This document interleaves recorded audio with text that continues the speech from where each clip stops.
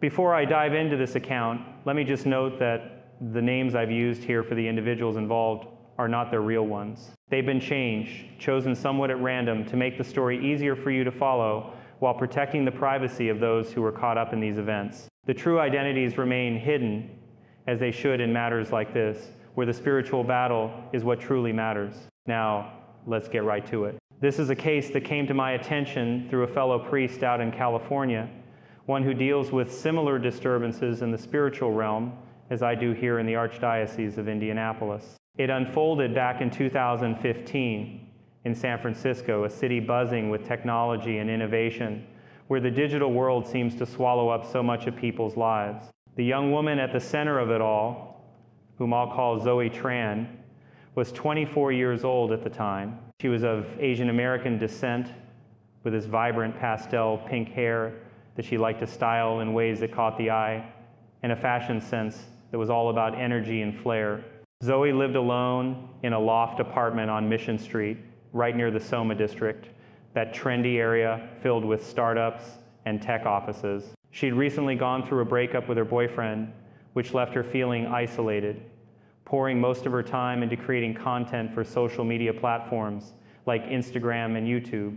Her focus was on lifestyle and beauty videos, things like makeup tutorials, daily vlogs about city life, that sort of thing. Deep down, Zoe dreamed of hitting that magic number, 1 million followers. She believed that would open doors to big sponsorship deals, maybe even a real career in influencing. But like so many in that world, she was chasing validation through likes and views, not realizing how vulnerable that made her spiritually. Zoe had been raised with some Buddhist influences from her family, and she still practiced meditation at a local Zen center from time to time. It gave her a sense of peace, or so she thought. But in truth, her real faith, her daily devotion, was to the glow of her smartphone screen. Social media had become her altar, where she offered up pieces of her life in hopes of receiving adoration in return. By the spring of 2015, though, things weren't going well. Her follower count had stalled out around 10,000, no matter how many videos she posted or how cleverly she tried to game the algorithms. She was on the verge of giving up, feeling defeated and questioning if all her efforts were worth it. That's when it started the first whisper of something darker. One evening, as she scrolled through her direct messages on Instagram, a notification popped up from an account she'd never seen before. Shadow Whisper. No profile picture, just a shadowy silhouette, and the bio was empty. The message was simple but intriguing. I can help you grow your followers fast. Just start posting more real content. Zoe, being curious and a bit desperate, replied. She figured it might be some tech-savvy fan or maybe someone who understood the platform's algorithms better than she did. What harm could there be in a little advice? Soon, suggestions started flowing in ideas for videos that pushed the envelope a bit, like reviews of beauty products, where she'd throw in some sharp, controversial opinions about competitors. Nothing too extreme at first, just enough to spark debates in the comments, and it worked. Her follower count began to climb, slowly at first, then faster, from 10,000 to 50,000 in a matter of weeks. She was thrilled, attributing it all to this mysterious helper. But as a priest who's dealt with demonic influences for years, since my appointment as an exorcist back in 2005, I've seen how evil often enters through the cracks of our weaknesses. It doesn't announce itself with horns and fire. It whispers promises that align with our desires. In Zoe's case, the Shadow Whisper wasn't just a random account. It was a doorway, a digital veil for something ancient and malevolent. She started getting messages at odd hours, like 3 in the morning, when the city was quiet and her defenses were low. They'd say things like, push harder, stir up arguments, and watch the numbers soar. Zoe laughed it off as edgy marketing advice, but deep down, she felt a pull, an excitement mixed with unease. Her videos shifted. Instead of lighthearted beauty hauls, she began weaving in gossip about celebrities, subtle digs that fueled online drama. Followers loved it. Engagement skyrocketed. Brands noticed too, sending her free products and even small sponsorship offers.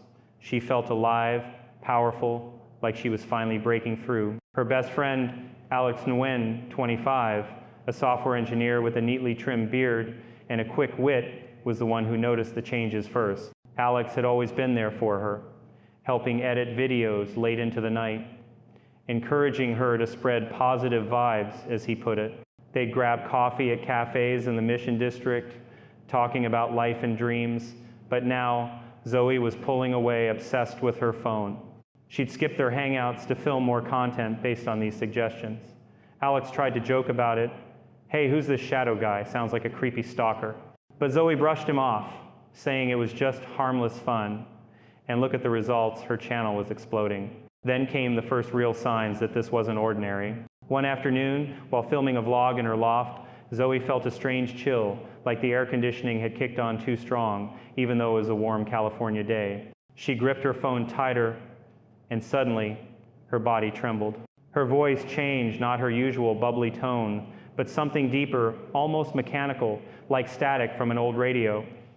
I am Belial, it said through her lips, the one of deceit and lawlessness.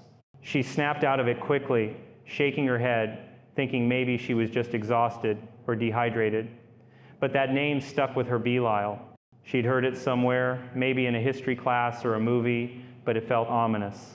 That night in her dreams, she saw webs of light connecting her followers, pulling them into chaos, and at the center was a shadowy figure laughing. As the summer of 2015 rolled in, the suggestions from Shadow Whisper grew bolder. Create division, one message read, that's the key to eternal fame. Zoe hesitated at first, but the thrill of seeing her metrics climb, now up to 100,000 followers, overrode her doubts. She posted a video reviewing makeup lines, but laced it with harsh critiques that bordered on personal attacks against other influencers. The comments exploded with arguments, people taking sides. It went viral, shared across platforms. Zoe's inbox filled with collaboration requests, and she even got invited to a big tech event in the city, rubbing shoulders with executives from companies like Twitter and Facebook, which were dominating the scene back then. But the dreams intensified. She'd wake up sweating, visions of her audience twisted into monstrous forms, feeding on the negativity she was spreading. Alex grew more concerned, noticing how pale she looked, how her eyes seemed distant. He suggested she see a doctor, maybe cut back on screen time. This isn't you, Zoe, he'd say over dinner at a spot near the Embarcadero, where the bay views usually calmed them both. But she waved it away, saying the success was worth it. Little did she know, Belial, the demon mentioned in the book of Deuteronomy as a lord of lies, once an angel of communication who fell because he craved control through deception, was using her as a vessel. In my experience as an exorcist, demons like this exploit modern tools. Back in biblical times, it was idols and false prophets. Today, it's algorithms and social feeds. Zoe's reliance on those messages had cracked open her spirit, inviting this entity in. By midsummer, her content was fully transformed. Videos that once promoted self-care now sowed seeds of envy and strife. A lifestyle vlog about city living turned into rants about social issues, twisted to pit groups against each other. Followers poured in 500,000 now, and the money followed. Ad revenue, sponsored posts. She could afford nicer things, like upgrading her loft with fancy tech gadgets, but the cost was showing. She'd feel unexplained pains, like electric shocks through her fingers when typing replies. Messages from Shadow Whisper arrived precisely when she doubted herself, reassuring her, this is power. Keep going. Alex, bless his heart, stuck around, but their arguments increased. You're changing, he'd tell her.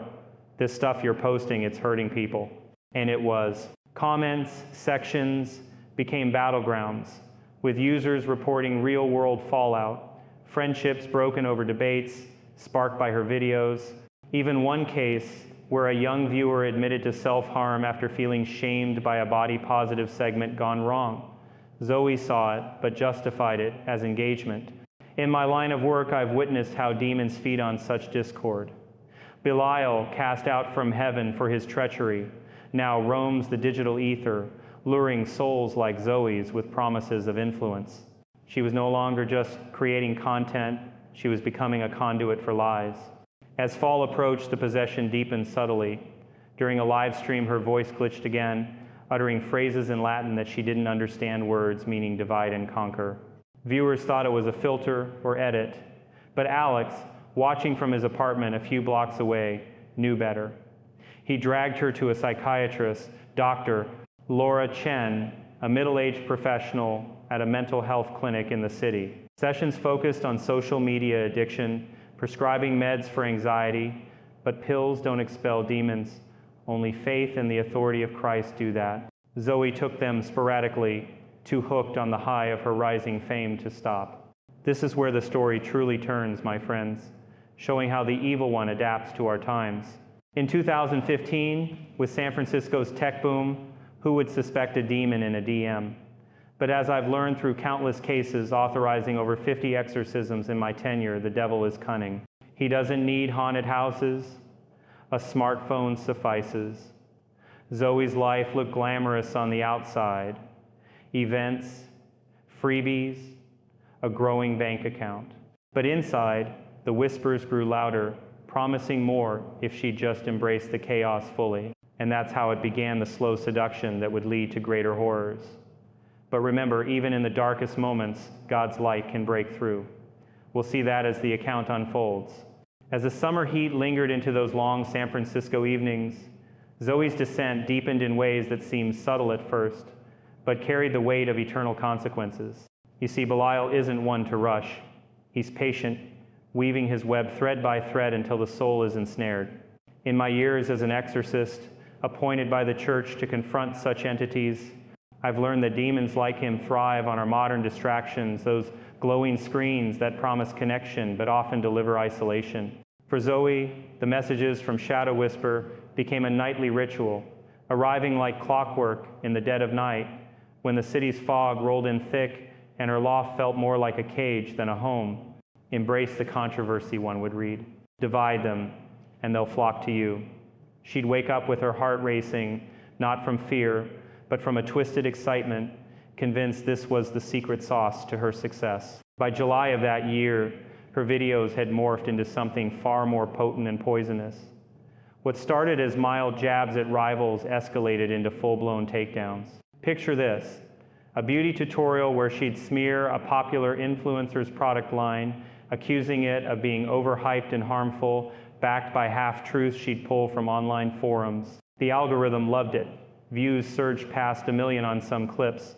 Comments sections turned into war zones, with fans hurling insults back and forth, tagging friends to join the fray. Zoe's follower count hit 300,000, then 500,000 in a blink. Brands that once ignored her now flooded her inbox with offers makeup kits from high-end lines, invites to exclusive launches in the financial district. She splurged on a new camera setup, thinking she'd made it, but each post carried Belial's imprint, spreading deceit like a virus through the digital veins of society. Alex, her steadfast friend, couldn't ignore the red flags anymore. He dropped by her place after his shifts at the tech firm, finding her hunched over her laptop at all hours, eyes bloodshot from lack of sleep. "Zoe, this isn't healthy," he'd say, his voice laced with that brotherly concern as they sat on her balcony overlooking the bustling streets below. Those messages, whoever's sending them is messing with your head, but she'd laugh it off, showing him the analytics dashboard on her phone, spikes in engagement, revenue pouring in. "Look at this, Alex. I'm finally living the dream." Deep down, though, the dreams were turning nightmarish. She'd bolt awake from visions of her audience as a writhing mass, faces contorted in rage, their screams echoing like feedback from a glitchy server. And that voice, the one that had first emerged during her filming, would murmur in her mind during quiet moments, "More chaos, more power." It was around this time that Belial revealed more of his nature through her. As I've studied in the sacred texts, Belial is no mere tempter. He's the embodiment of lawlessness, referenced in Deuteronomy as the one who leads astray with lies, once a celestial being tasked with fostering true communication among the angels. But pride corrupted him. He sought dominion through manipulation, twisting words into weapons. Cast down, he now prowls the earth.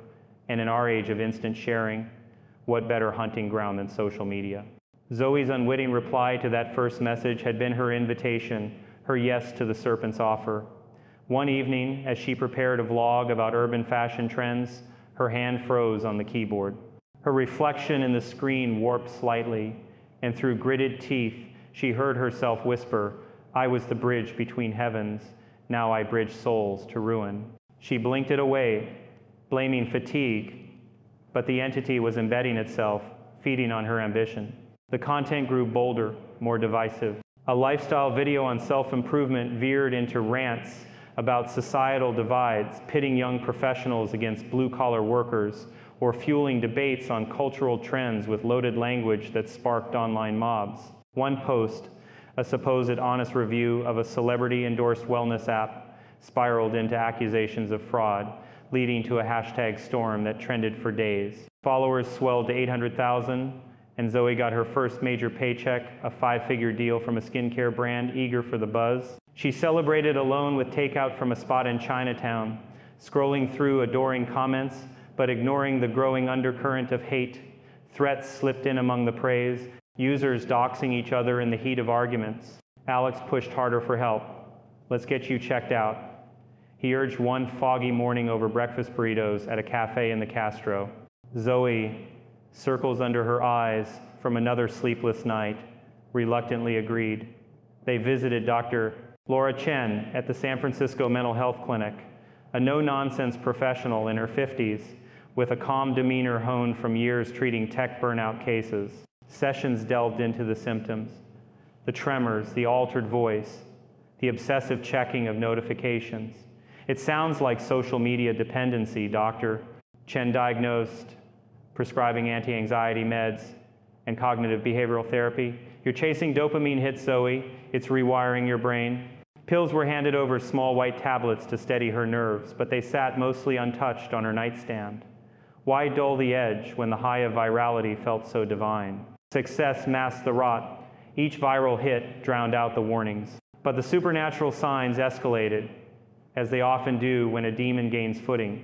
In my experience, authorizing exorcisms across the Midwest, I've seen how entities like Belial test boundaries, manifesting in ways that mimic mental illness to evade detection. For Zoe, it came in flashes. During a live Q&A, her screen glitched without cause, displaying inverted text that read, "Lies, bind them." Viewers chalked it up to a tech hiccup, but Alex, tuning in from his desk, felt a chill. He researched late into the night, stumbling upon forums about digital hauntings, stories of apps possessed, accounts hijacked by unseen forces. "This is bigger than addiction," he told her during a heated walk along the Golden Gate Bridge, the wind whipping their words away. "That shadow whisper thing, it's not human." Zoe dismissed it, her mind clouded by Belial's influence. The messages now promised eternal notoriety if you sow deeper seeds of discord. She posted a series on beauty standards that devolved into body shaming, cleverly disguised as tough love. The backlash was swift, but addictive hate watches drove views higher, pushing her past the 1 million follower mark by early fall.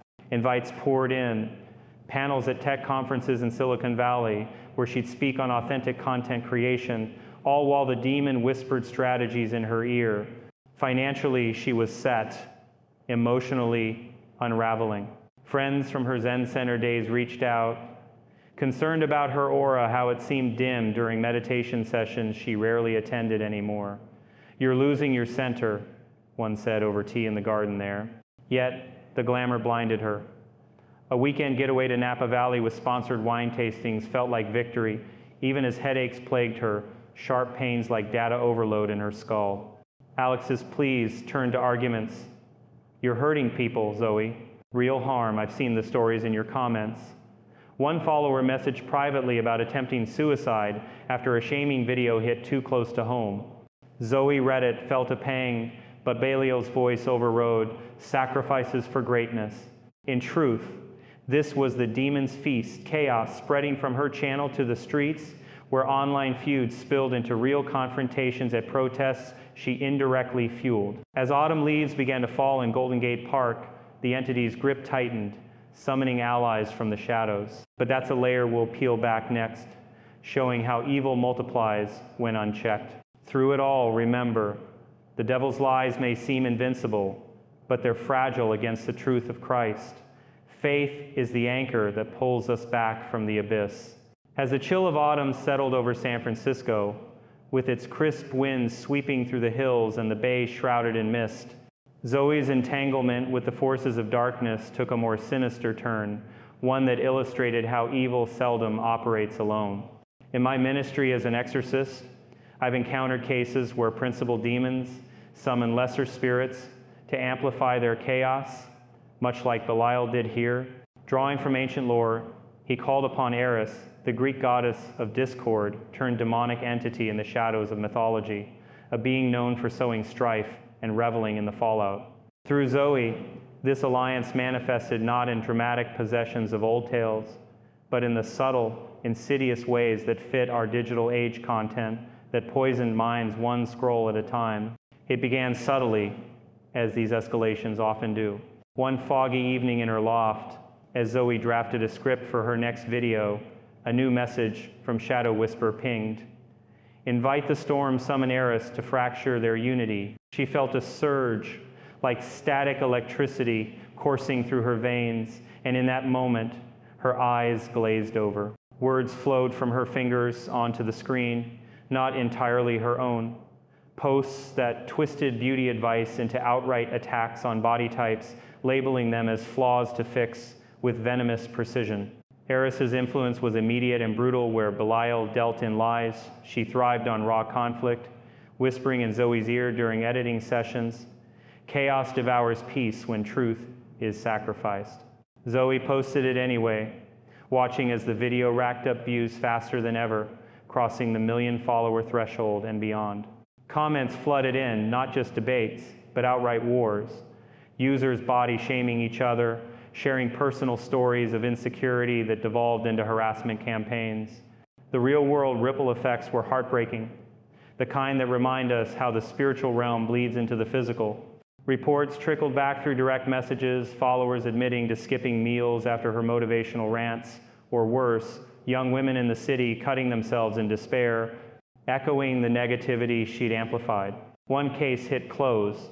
A teenager from Oakland, inspired by Zoe's content, started a cyberbullying ring against classmates, leading to a school intervention and counseling sessions. Zoe saw these confessions in her inbox, felt a twinge of guilt like a distant echo, but Eris's grip smothered it with justifications. They're weak. Your truth strengthens the strong. Financially, it was a boon ad deals rolled in from controversial brands, ones that profited off insecurity, paying her tens of thousands for endorsements. She upgraded her lifestyle, dinners at upscale spots in Nob Hill, a new wardrobe from boutiques in Hayes Valley, all while her health frayed at the edges. Alex bore the brunt of her transformation. Their once easy friendship cracked under the strain. He'd call her out during walks in Dolores Park, where families picnicked under the palms. Zoe, this isn't content, it's cruelty. People are getting hurt for real. She'd snap back, eyes flashing with an unnatural fire. You don't get it, Alex. This is what the audience wants, raw, unfiltered. It's making me somebody. Arguments escalated. One night in her loft, amid half-edited footage scattered on her desk, he confronted her about a video stirring racial tensions and beauty standards. You're dividing people, he pleaded, his voice breaking. Zoe, under the demon's sway, retorted with words that cut deep. Maybe you're just jealous of my success. He stormed out, the door slamming like a finality, leaving her alone with the hum of her computer and the entity's murmurs. The channel's atmosphere darkened further. By late fall, posts veered into social commentary laced with Eris's chaos. Vlogs on lifestyle trends that pitted communities against each other, fueling online petitions that spilled into street protests. One video, disguised as empowerment, incited a flash mob in Union Square that turned violent shouts, turning to shoves, arrests made as tempers flared over issues Zoe had inflamed. Followers ballooned to 1.5 million, but the comment sections were cesspools.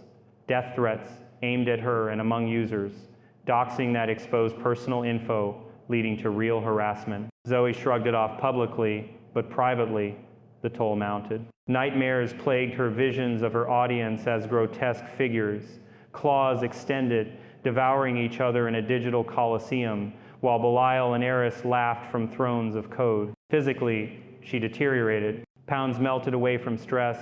her pastel hair losing its luster, skin paling under the constant blue light of screens. She'd skip meals, fueled by energy drinks and the adrenaline of notifications. Friends from her old circles, fellow creators she'd met at meetups in the Mission, distanced themselves after scandals. One accused her of plagiarism in a takedown video, another cut ties over the toxicity. Even her Zen center visits ceased. The calm of meditation now disrupted by intrusive thoughts of conflict. Alex tried one last outreach, a coffee meet at a quiet spot in the Presidio, overlooking the bridge's red spans. "You're scaring me," he admitted, handing her a printout of forum threads discussing her dark turn. But Eris fueled her defiance. They don't understand progress. He walked away, heartbroken, as she dove back into content creation. Wealth accumulated, bank accounts swelling from affiliate links and merch sales, but isolation deepened. By winter's approach, with holiday lights twinkling across the city, Zoe's loft felt haunted, not by ghosts, but by the weight of souls she'd indirectly wounded. Cyberbullying cases linked to her influence made local news. A suicide attempt in San Jose traced to a hate chain started in her comments, families grieving over lost loved ones. Belial reveled in the lies sustaining it all, Eris in the ensuing bedlam. In my experience confronting such forces, drawing from rituals approved by the church, I've seen how they cluster, amplifying harm until the host breaks. Zoe teetered on that edge, popping more pills from Dr. Chen, but therapy sessions turned combative, her voice occasionally slipping into that gravelly tone. Division is freedom. As the new year dawned in 2016, the entities pushed boundaries further, demanding sacrifices that would shatter her world. But that's where the reckoning truly begins, revealing the high cost of dancing with darkness. Hold fast to faith, for it's in these valleys that God's grace shines brightest, offering redemption even to the most ensnared. As the calendar flipped to 2016, with San Francisco's winter rains drumming against the windows like a somber requiem, the true toll of Zoe's pact with darkness began to exact its merciless price. In my encounters with the demonic across the heartland, from quiet Indiana towns to bustling cities, I've seen how evil doesn't just corrupt, it consumes, leaving ruins in its wake until the soul cries out for deliverance. For Zoe, the unraveling came not in a single cataclysm, but in a cascade of consequences that stripped away the illusions of power she'd clung to so desperately. It started with the lawsuits, those cold legal documents served by attorneys representing victims of the venom she'd unleashed. One came from a family in the East Bay whose daughter had spiraled into depression after a body-shaming video Zoe posted under Eris's influence, leading to hospitalization and therapy bills they blamed squarely on her inflammatory content. Another suit followed from a group of influencers she'd slandered in her honest reviews, claiming defamation and lost income as their reputations tanked amid the online mobs she'd stirred. Court dates piled up in the Civic Center courthouse, where judges in black robes pored over digital evidence, screenshots of comments, analytics showing how her posts had amplified hate. Zoe hired a lawyer with her dwindling ad revenue, but the stress gnawed at her, turning boardroom meetings into battlegrounds where she defended actions that now felt alien, as if someone else had typed those words. Her accounts began to falter under the scrutiny. Platform moderators, alerted by mass reports, flagged her channel for violations. Hate speech policies breached, community guidelines shattered. First came warnings, then shadow bans that throttled her reach, videos buried in algorithms she'd once mastered. Followers dropped off, not in droves at first, but steadily, as scandals made headlines in tech blogs like those from the Chronicle. Influencer under fire for toxic content. One article blared, detailing the trail of broken lives. Brands pulled out overnight. Emails from sponsors she'd courted now read like condemnations. We cannot associate with this level of controversy. Her million-plus empire crumbled to half that, then less, as deactivations loomed.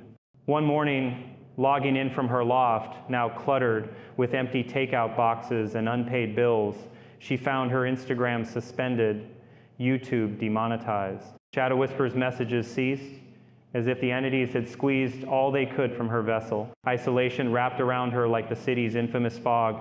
Alex was gone, his absence a gaping wound. Their last contact had been a text begging her to seek help, met with her silence. Old friends from content creator circles ghosted her.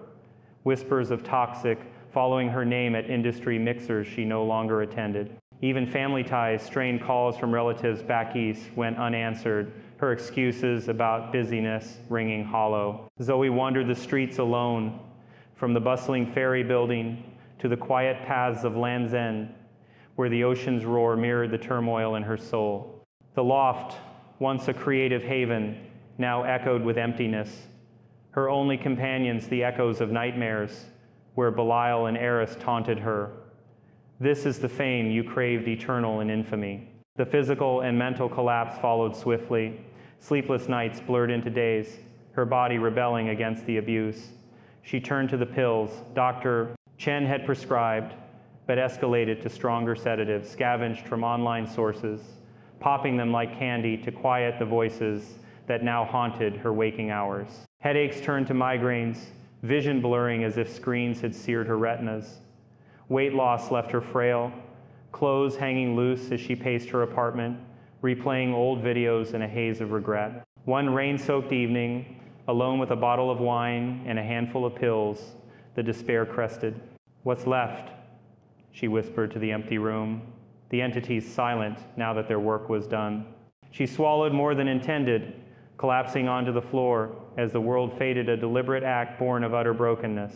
Providence intervened. A neighbor, hearing the thud, called emergency services. Paramedics rushed her to Zuckerberg San Francisco General Hospital, where doctors pumped her stomach and stabilized her in the ICU. She awoke to beeping monitors and sterile white walls, her body marked by the ordeal scars from the fall, a lingering tremor in her hands that would become permanent. In that vulnerable state, amid the hum of medical machinery, Zoe's spirit cracked open. A hospital chaplain visited first, but it was Father Thomas Kim, a 60-year-old pastor from the Zen Center, blending Catholic roots with Buddhist practices in his unique ministry, who truly reached her. Father Kim, with his steady gaze and voice honed from decades counseling the lost in the city's underbelly, sat by her bedside during visiting hours. He'd heard of her case through mutual acquaintances at the mental health clinic, drawn by whispers of something beyond psychology. Over cups of weak hospital coffee, Zoe poured out her story, not the sanitized version, but the raw truth. The mysterious messages, the voice changes, the dreams of demonic webs ensnaring souls. I invited it in, she confessed, tears streaming as she described Belial's revelations and Eris's chaotic urgings. I sold my integrity for likes, and now, this. Father Kim listened without judgment. His experience with spiritual afflictions from gang members seeking redemption to tech executives battling inner demons alerting him to the supernatural undercurrents. This isn't just addiction or burnout, he told her gently, clasping her hand. You've encountered forces that prey on our weaknesses, but God, or the divine light, however you see it, offers a way out. He arranged for preliminary assessments, consulting with colleagues in the archdiocese versed in discernment. Sessions began in the hospital's quiet chapel, simple prayers to gauge the entity's presence. Zoe trembled during recitations of psalms, her voice occasionally distorting as Belial resisted. She is mine by right. Father Kim recognized the sign's aversion to holy objects, unnatural knowledge spilling from her lips about ancient deceptions. This is oppression, verging on possession, he confided to a fellow priest over the phone, drawing from protocols I discuss in my own trainings for exorcists. They organized a series of prayer vigils, blending Christian exorcism rites with meditative elements from Zoe's Buddhist background, held in neutral spaces like the Zen Center's garden under blooming cherry trees, even as winter lingered. These gatherings intensified, with Father Kim leading invocations against deceit and discord, sprinkling holy water that made Zoe flinch as if burned. Witnesses, trusted parishioners joined, their faith forming a bulwark. One session in a side room at the center saw Eris manifest briefly, Zoe's eyes rolling back as she spat words of strife. Harmony is illusion. Chaos reigns. But the prayers persisted, chipping away at the hold. Zoe, between bouts of exhaustion, clung to fragments of her upbringing. The serenity of meditation now fused with scriptural truths Father Kim shared, like John's Gospel on light overcoming darkness. By mid-2016, discharged but fragile, Zoe continued the fight from a modest recovery apartment in the Sunset District, away from her old triggers. The legal battles dragged on, settlements draining her savings, but the spiritual warfare sharpened her resolve. Father Kim's team delved deeper, uncovering patterns in her symptoms that mirrored cases I'd handled demons exploiting technology as modern idols. "You're not alone," he assured her during a walk along Ocean Beach, waves crashing like applause for her emerging courage. "Many fall, but grace lifts them." This phase of reckoning, painful as it was, paved the path to liberation. Yet the climax awaited, a confrontation that would test the limits of faith against the abyss. In these trials, we see the enemy's desperation and God's unyielding mercy. As spring blossoms began to paint San Francisco in hues of renewal during 2017, the battle for Zoe's soul reached its pivotal crescendo, a testament to how divine intervention can shatter even the sturdiest chains of darkness. In my role guiding souls through such ordeals from afar, sharing insights with priests nationwide, I've witnessed that true liberation demands not just rituals, but a heartfelt surrender to higher truth.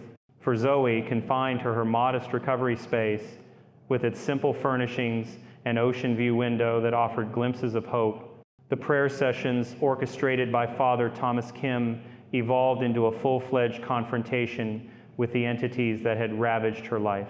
The climactic rite unfolded on a clear May afternoon, not in some grand cathedral, but in the humble confines of her old studio loft, now stripped bare of gadgets, a neutral ground reclaimed for this purpose. Father Kim assembled a small team, 2 fellow clergy from the Archdiocese, experienced in discernment, and a handful of lay intercessors whose faith had been forged in personal trials. They arrived with blessed items, crucifixes, holy water from the Jordan, relics of saints known for battling deceit like St. Michael. Zoe, frail but resolute, sat in the center on a worn chair, her hands clasped around a rosary Father Kim had given her, its beads worn smooth from countless prayers. The air hung heavy, charged with anticipation, as incense wafted through the room, mingling with the distant hum of city traffic below. As the prayers commenced, invocations from the Roman ritual, adapted with elements of contemplative silence to honor Zoe's spiritual roots, Belial stirred fiercely. Her body convulsed slightly, eyes darting as if tracking unseen shadows on the walls. "She belongs to me!" The voice boomed from her throat, gravelly and distorted, echoing like feedback through an amplifier. It spewed accusations, recounting her ambitions as justifications. She craved the throne of influence. I merely provided the crown. Eris joined the fray, her presence manifesting in whispers that sowed doubt among the group. Why fight? Chaos is inevitable, peace a fleeting lie. The room grew cold, unnaturally, so for a spring day, breath visible in puffs as if the entities drew energy from the very atmosphere. Father Kim, undeterred, pressed on with authority derived from Christ, sprinkling holy water that elicited hisses from Zoe's lips, her skin reddening as if scorched. In these moments, as I've counseled in my own cases across the Midwest Plains, the key is the afflicted's will. Zoe's emerging faith became the turning point. Between surges of resistance, she murmured affirmations drawn from Scripture and her meditations. "Truth sets us free," she'd gasp, drawing strength from John's Gospel that Father Kim had read to her in prior sessions. The team chanted psalms of protection, their voices rising in unison, a spiritual fortress against the onslaught. Belial lashed out one final time, recounting his fall from grace, once a communicator in the heavenly courts, now a peddler of digital deceptions, exploiting platforms to ensnare the masses. "The web is my new domain," it snarled through her. But Zoe, tears streaming, found her voice. "No, the Lord is the true light. Your shadows fade." At that declaration, a gust swept the room, cold and biting, carrying away the oppressive weight. Eris dissolved in a hush, her chaotic echoes fading like static on a dying signal. Belial retreated with a final wail, expelled in a rush that left Zoe slumped, unconscious but breathing steadily. She awoke hours later, the loft bathed in golden sunset, filtering through the windows, a profound peace settling over her for the first time in years. The entities were gone. No more whispers, no tremors, just clarity. Father Kim knelt beside her, offering water and words of comfort. You've been free, child. Now walk in that freedom. Zoe wept, not from sorrow, but release. I lured the demons with my greed for fame, spreading their poison. How many did I harm? Confession followed, a sacramental unburdening that sealed her liberation, blending Catholic rites with reflective practices from her Zen heritage. The team debriefed, noting how modern vices like social media addiction create perfect inroads for ancient evil's lessons. I echo in my trainings, emphasizing vigilance in our tech-saturated world. From that day, Zoe's path turned toward redemption, a slow but steadfast journey that rebuilt what had been torn asunder. She emerged changed physically, marked by her scars, but spiritually radiant. With Father Kim's guidance, she disposed of her old devices, starting fresh with boundaries. No more endless scrolling, only purposeful use. Savings from her past highs, what little remained after settlements, went to charities aiding cyberbullying victims, donations to hotlines in the Bay Area, funds for mental health programs in schools. By summer's end, she launched a new channel, modest and intentional, focused on online wellness, videos sharing her story anonymized, tips for healthy digital habits, interviews with experts on addiction's spiritual toll. Followers came slowly, authentically, tens of thousands drawn, not to drama, but healing. Content from the heart, not the shadows, she'd caption, a mantra born of hard-won wisdom. Reconnection with Alex marked another grace. Months after the exorcism, she reached out via simple letter, handwritten, away from screens, apologizing for the pain she'd caused, detailing her transformation. He responded cautiously at first, meeting her at a neutral spot like the Japanese tea garden in Golden Gate Park, where cherry blossoms symbolized renewal. Over time, forgiveness bloomed. He saw the genuine change, her eyes clear of that haunted glaze. They rebuilt slowly, dates walking the Embarcadero, talks about faith and future. By 2018, they married in a quiet ceremony at the Zen Center, Father Kim officiating with blessings from both traditions. Children followed, a son first, then a daughter bringing joy that eclipsed any viral fame.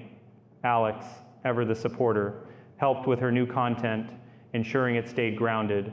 As years unfolded into 2025, Zoe evolved into a mentor, advising young creators at workshops in tech hubs like the Presidio or online forums. She'd share her tale without sensationalism. Ambition unchecked invites darkness. Technology amplifies it, but faith restores balance. In San Francisco's circles, her story circulated quietly, a cautionary whisper among startups, a reminder that behind the screens lurk age-old temptations. She kept one memento, a faded screenshot of that first Shadow Whisper message, framed as a vigil against complacency. True influence, she'd tell mentees over coffee in cozy spots like the Mission's cafes, comes from uplifting, not dividing. This account, passed to me through clerical networks, underscores a vital truth.